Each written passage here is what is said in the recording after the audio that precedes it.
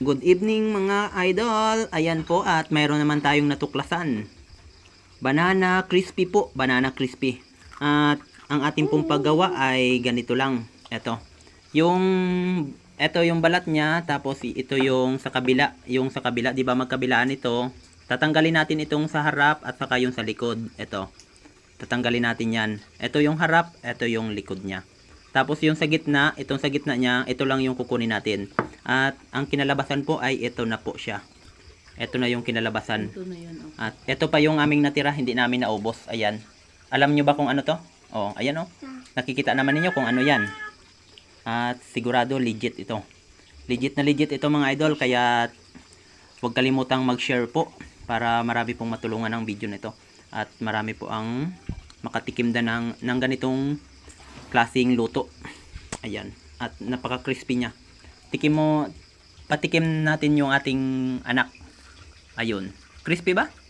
Crispy? Opo. Ha? Opo. Mag-crispy? Opo. Oh, ayun. Crispy. Try mo. Oh, di ba? Napaka-crispy. Gustong-gusto nga mga idol ng aking anak. Ito. Gustong-gusto niya. Kaya ito na yung ating kinalabasan ng ating niluto. Ang gagawin na lang natin ay titikman. Titikman natin.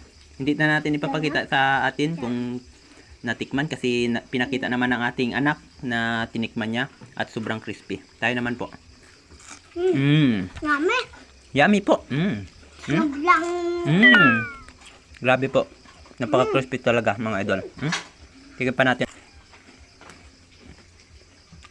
Medyo maalat lang siya mga ka-idol. Kawa nung ang ginamit natin ay crispy fry. Kaya kayo na po ang magtansya sa pag kayo po ang gumawa nito. At sana po may kasabay din ito na suka. At ito, nag-prepare yung aking misis ng suka sa usawan niya. Masarap siya may suka. Basta suka siya na may sili. At ayan na po. Sinausaw na nga ng aking anak. Aba? Tikim mo. Pwede pala na sa pang Tiyo-tiyo mo ulam. sausaw. Pwede sa pang ulam. Ayun. Ayun. Masarap.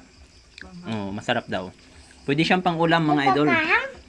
Maanghang na kasi Masarap. nilagyan natin ng sili at saka suka. Ayun mga idol. Panoorin nyo at manghuli na rin po kayo ng isda sa aking palaisdaan. Thanks for watching.